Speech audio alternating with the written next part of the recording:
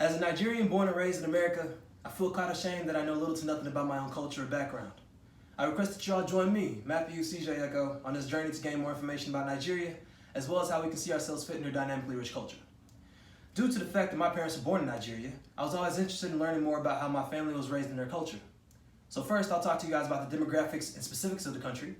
Second, I'll introduce some culinary concepts and explain how they tie in with our culture.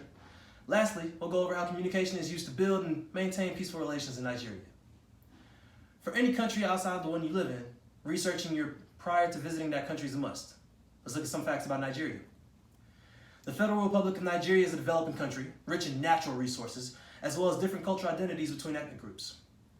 There are three major ethnic groups that reside in Nigeria: the Igbo in the southeast, Yoruba in the southwest, and Hausa in the northern region. According to Culturegram's 2020 ProQuest Online edition, in the article entitled Nigeria, and in the section History, there has always been tensions between the Hausa and Yoruba due to religious differences. This makes politics and wealth distribution a big issue in terms of where one chooses to reside. Nigeria has one of Africa's largest economies and is also one of the largest oil producers in the world. Their methods of transportation are also similar to Western-style culture. Nigerian cities are linked by roads, railroads, and air routes. While political turmoil, corruption, and fluctuations in the world price of oil batter the country's great potential for productivity, there have been many reforms set in place to diversify the economy and create strong economic growth. Now that we know a little overview of Nigeria, it would make for a great visit if you never got to try their culinary dishes.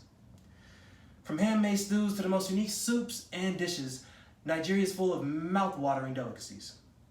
My mother has about 5 different types of soups that she makes to go along with our traditional Nigerian dish called fufu. Each soup is made with some ingredients only stemming from Nigeria, such as certain spices and peppers. However, my mother was raised to cook and do other household duties at a very young age, like most young girls that grow up in Nigeria. So most women in Nigeria are going to know how to cook these delicacies from scratch. According to an excerpt from the book Long Throat Memoirs, Soups, Sex, and Nigerian Taste Buds, there is a great deal of care and protection or precision that goes into making Nigerian stew. Only the right tomatoes and peppers can give off the exact sweet taste of authentic stew. The process in which stew is made varies, however. It is imperative that you stay precise on the steps, or else the stew may not even come out as you desire. Great food in places won't matter if you're unable to communicate properly with the people in Nigeria. Conflict is no stranger to Nigerians, as political tensions tend to fluctuate during election time. It's during these moments that Nigerians develop peaceful ways to de-escalate tensions. Here are some ways you can de-escalate a negative situation should it occur. According to the Journal of Pan-African Studies, negotiating peace activities were vital for maintaining unity of the state. Example, the use of social media.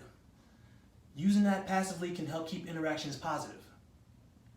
When speaking with others, it is strongly suggested to focus on what is said in the conversation, how it is said, when it's said, and what is explicatively not said. Now that communicating has been made easier, we should all be able to enjoy a nice little stay in Nigeria and immerse ourselves within their culture easier than before. First, I told you a little bit about Nigeria's demographics. Secondly, I mentioned a few of Nigeria's staple delicacies, including our soups and stews.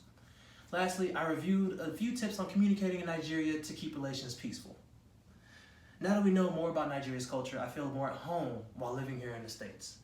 And I hope you guys get a chance to visit Nigeria and explore it for all of its beautiful and rich culture. This is CJ Echo. Thank you very much.